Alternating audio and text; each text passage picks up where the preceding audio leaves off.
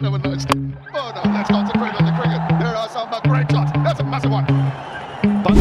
কিভাবে ঘুরে দাঁড়াতে হয় এবং সুযোগ কাজে লাগাতে হয় তা দেখিয়ে দিলেন সাইফ হাসান।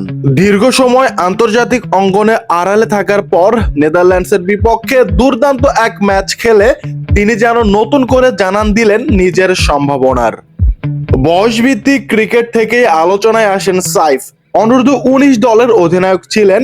ঘরোয়া ক্রিকেটে ধারাবাহিক রান করে 2020 সালে টেস্টে অভিষেক, কিন্তু ওপেনার হিসেবে খেলা 6 ম্যাচে একটি হাফ সেঞ্চুরিও নেই তার। আর সেই ব্যর্থতা থামিয়ে দেয় ক্যারিয়ারের প্রথম অধ্যায়। টি-20তে অভিষেক হয় 2021 সালে পাকিস্তানের বিপক্ষে, কিন্তু সেখানেও হতাশা। 2 ম্যাচে 1 ও 0 রানে আউট।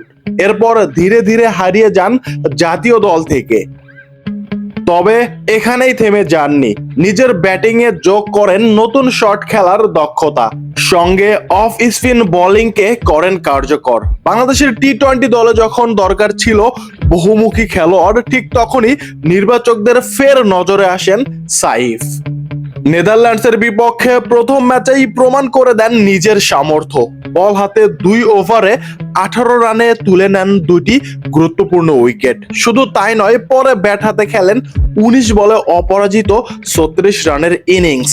ম্যাচ শেষ করেন টানা 2টি ছক্কা হাঁকিয়ে, নিশ্চিত করেন বাংলাদেশের 8 উইকেটের জয়। মাঝে বিরতিতে দেওয়া তার মন্তব্যেই বোঝা যায় এই প্রত্যাবর্তন কতটা লড়াই করে সম্ভব হয়েছে। সাইফ বলেন, অনেক কঠোর পরিশ্রম ও প্রক্রিয়া ছিল ফিরে আসার পেছনে। আজ সুযোগ পেয়েছি এবং সর্বোচ্চটা কাজে লাগানোর চেষ্টা করেছি।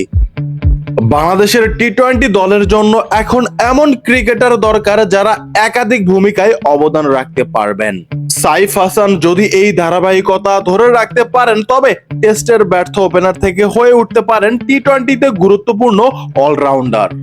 দর্শক হিসেবে আপনাদের মতামত কমেন্টে দেখতে চাই, আর ভিডিওটা লাইক করবেন এবং প্লিজ সাবস্ক্রাইব।